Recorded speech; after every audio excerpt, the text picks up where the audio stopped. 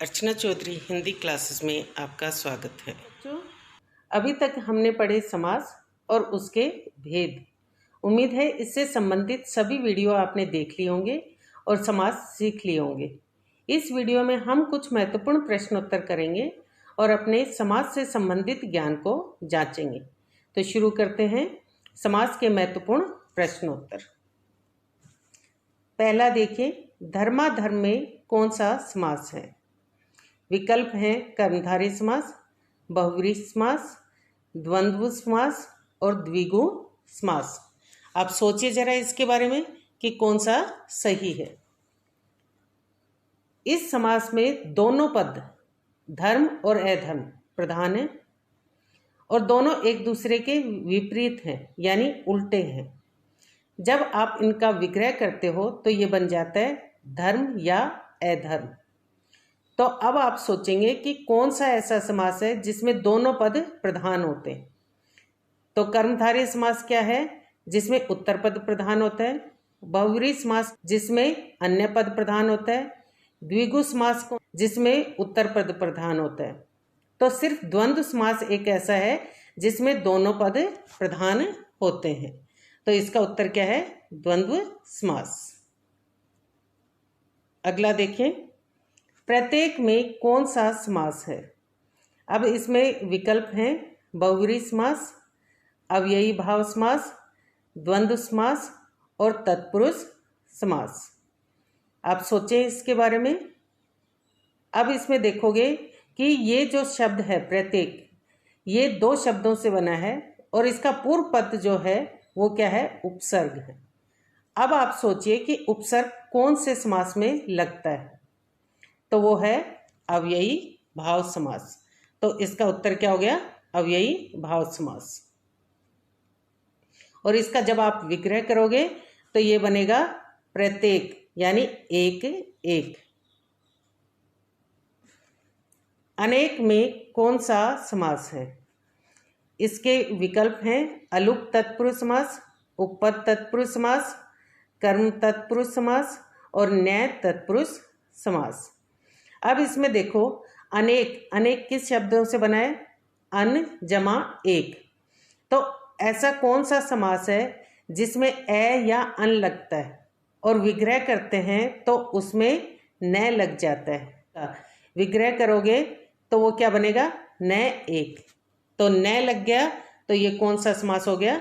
न तत्पुरुष समास।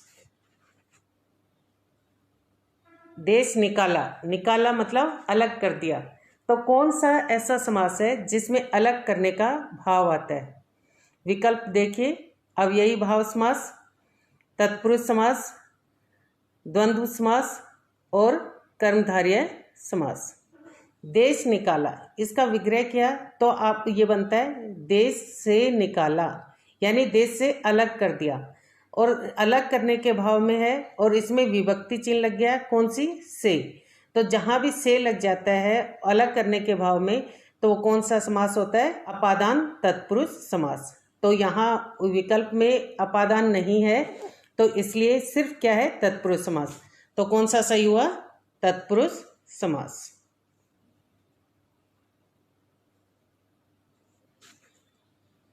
पांचवा देखिए, प्रधानमंत्री में कौन सा समास है? प्रधानमंत्री, इसमें देखोगे प्रधान यानी विशेषण है और मंत्री विशेष्य है।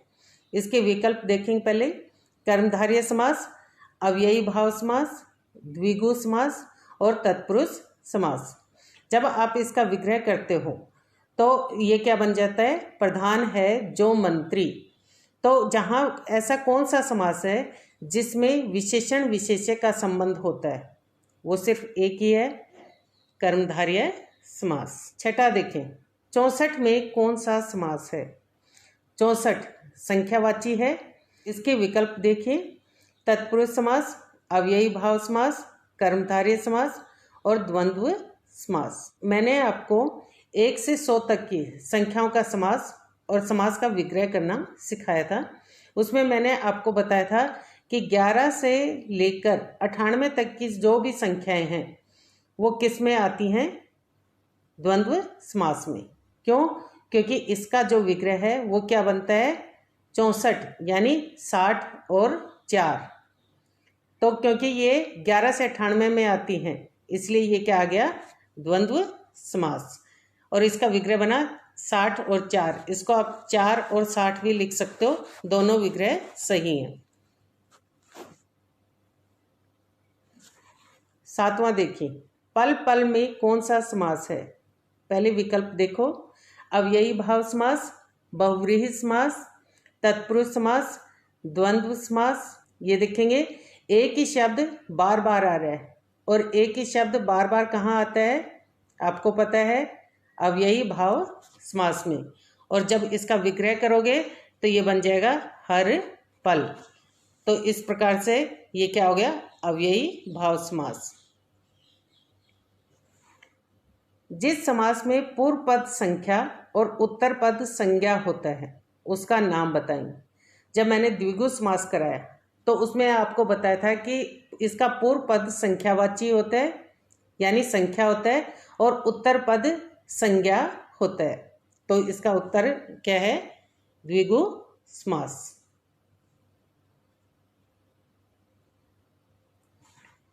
मेघनाद में कौन सा समास है। विकल्प देखें, तत्पुरुष समास, बहुव्रीहि समास, द्विगु समास और अव्ययी भाव समास। अब देखो मेघनाद किसके लिए प्रयोग किया जाता है, रावण के पुत्र के लिए। उनकी जो आवाज़ थी वो किसके समान थी, बादलों के समान, तो इसीलिए उन्हें मेघनाद नाम दिया गया था। तो इसका विग्रह जब करेंगे हम तो होगा मेघ के समान आवाज़ है जिसकी, किसकी, मेघनाद की, रावण के पुत्र की। तो किसी विशेष के लिए प्रयोग किया गया तो वो क्या है बहुव्रीहि समास। क्योंकि बहुव्रीहि समास जो होता है उसमें किसी विशेष के लिए जो शब्द का प्रयोग किया जाता है, जिस शब्द का किसी एक के लिए ही प्रयोग किया जाता है तो वो बहुव्रीहि समास होता है। तो मेघनाद जो है सिर्फ रावण के पुत्र के लिए प्रयोग किया जाता है, इसलिए ये बहुव्रीहि समास है। द्विगु में कौन सा समास होता है। द्विगु का जब मैंने समास पढ़ाया था आपको तो मैंने आपको बताया था कि कई बार प्रतियोगी परीक्षाओं में ये पूछा जाता है कि द्विगु समास जो शब्द है वो द्विगु खुद समास का ही एक उदाहरण है। क्यों, क्योंकि इसका जो पूर्व पद है वो क्या है द्वि यानी संख्या। और कौन से समास में संख्या प्रधान होती है, द्विगु समास में। तो द्विगु शब्द खुद द्विगु समास का उदाहरण है, इसलिए द्विगु इसका सही जवाब है। सरदा में कौन सा समास है। सरदा का मतलब होता है सब कुछ देने वाली। तो इसमें कौन सा समास है, विकल्प देखें, नए तत्पुरुष, अलुक तत्पुरुष, मध्यपद लोपी तत्पुरुष और उपपद तत्पुरुष। ये सभी तत्पुरुष समास के भेद आते हैं और ये सभी समास के भेद संस्कृत से हिंदी में आए हैं।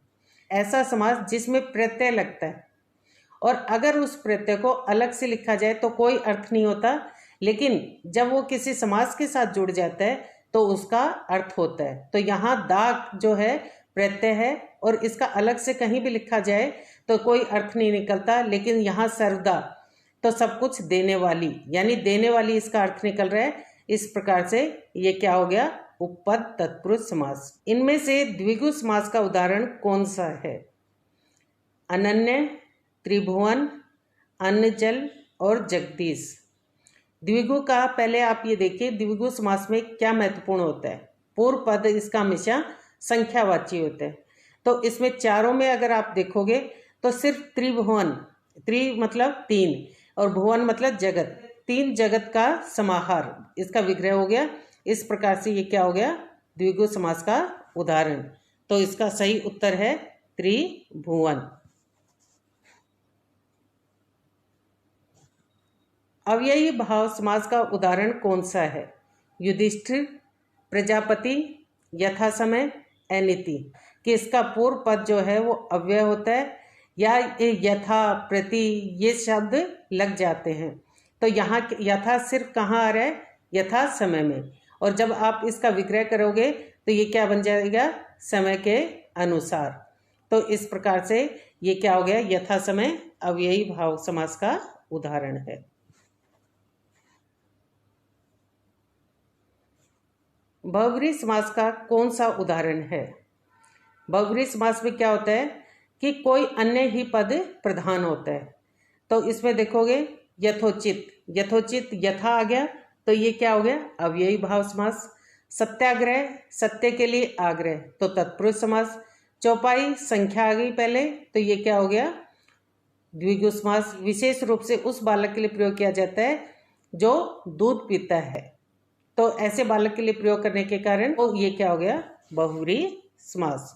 तो इसका उत्तर है दूध मुंह। युद्ध भूमि किस समास का उदाहरण है? पहले आप इस समास को देखिए। युद्ध भूमि यानी युद्ध के लिए भूमि, विभक्ति चिन्ह लग गई, तो जहां भी विभक्ति चिन्ह लग जाते हैं तो वो कौन सा समास होता है? पहले आप विकल्प देख लीजिए। अव्ययी भाव समास, तत्पुरुष समास, द्वंद्व समास और द्विगु समास। तो वो कौन सा समास होता है जिसमें विभक्ति चिन्ह लगती हैं? वो होता है तत्पुरुष समास। के लिए, संप्रदान, को के लिए, तो ये संप्रदान तत्पुरुष समास है, लेकिन यहाँ संप्रदान तत्पुरुष नहीं है, इसलिए तत्पुरुष समास पर टिक करेंगे। तो बच्चों, यहाँ आपने समास का अभ्यास किया। उम्मीद है आपको सभी समास अच्छे से समझ में आ गए होंगे और उनका अभ्यास भी हो गया होगा। इसी प्रकार से आगे भी आप अभ्यास करते रहिए। धन्यवाद।